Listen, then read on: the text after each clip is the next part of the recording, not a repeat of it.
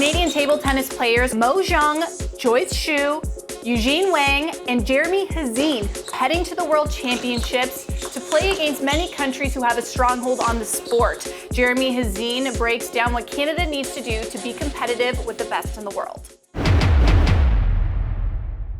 All right, Jeremy, to start, I actually want to look back to the 2020 Olympics. It was your very first game. So tell us about that experience and how you're going to use what you learned at the World Championships. Yeah, the Tokyo 2020 Olympics was definitely a very unique experience, and probably an experience that will never be experienced somewhere else. Like the Olympics, it's a very special place. And I've worked over 10 years for this to even qualify for the Olympics. So definitely all my hard work came to pay off when I participated in Tokyo this year.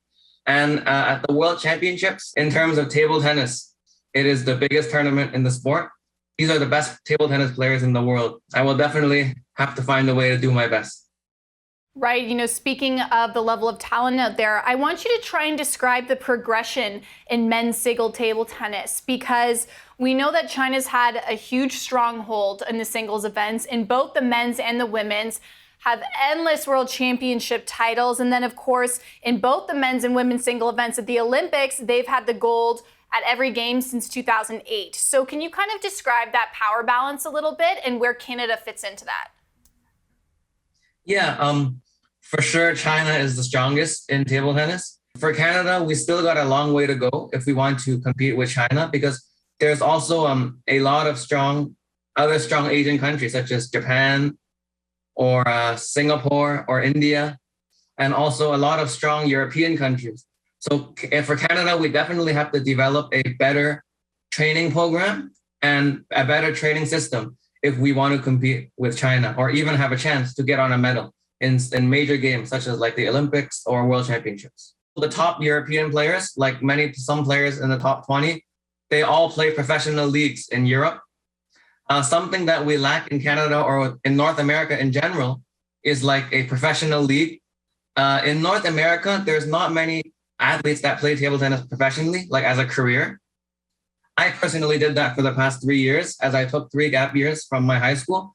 But in areas like Europe or Asia, it's normal to be a full-time professional table tennis player.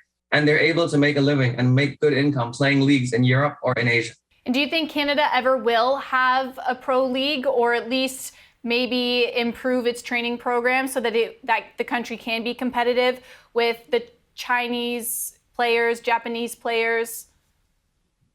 Yes, there is definitely potential in Canada to develop a more professional system, because like we have many kids between the ages of 10 and 15 who love to play the sport. And they travel the world to play some cadet tournaments or junior tournaments.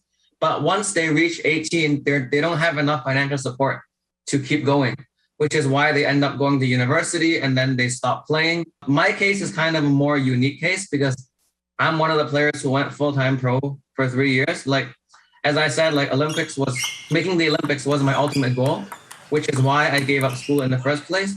But I've realized that in Canada, education is also very important. So definitely I would like to have a balance.